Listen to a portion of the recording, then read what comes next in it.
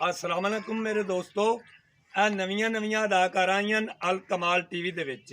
ਇਹ ਆਂਦਾ ਤੂੰ ਅਲ ਕਮਾਲ ਟੀਵੀ ਦੇ ਵਿੱਚ ਕੰਮ ਕਰਨਗੀਆਂ ਤੇ ਆਪਣਾ ਨਾਂ ਆਪੇ ਤੁਹਾਨੂੰ ਦੱਸਣਗੀਆਂ। ਅਨਮੋਲ ਨੂਰ, ਆਸੀਆ ਮੈਡਮ, ਨੂਰੀ।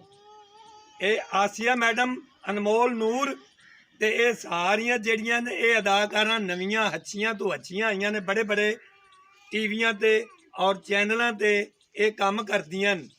ਤੇ ਇਹ ਜਨਾਬ ਅਲੀ ਤੁਸੀਂ ਨਾ ਇਹਨਾਂ ਦੇ ਡਰਾਮੇ ਵੀ ਵੇਖਣੇ ਨੇ ਸੋਹਣਿਓ। ਜ਼ਰੂਰ ਜ਼ਰੂਰ, ਹਾਂਜੀ ਮਿਹਰਬਾਨੀ। अस्सलाम वालेकुम जी।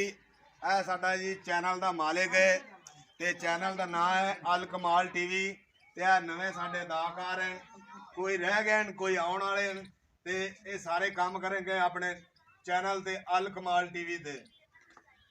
ਇਸ ਦਾ ਨਾਮ ਜ਼ਫਰ ਹੈ, ਕੋਈ ਨੂਰ, ਨੂਰੀ, ਆਸੀਆ ਤੇ ਇਮਰਾਨ ਤੇ ਜ਼ਹੀਰ अब्बास भी काम नाल करेंगे। अस्सलामुअलैकुम भाईजान, साडा चैनल है अल कमाल टीवी। असी बहुत अच्छे उस ड्रामेकार हैं और अदाकार नवे आए हैं। अनमोल नूर, आसिया मैडम और नूरी मैडम बहुत अच्छे ड्रामेकार है, बहुत मेहनतकार है भाईजान। इन्हू लाइक फॉलो करो, कुछ भी नहीं होंदा। पाकिस्तान जिंदाबाद।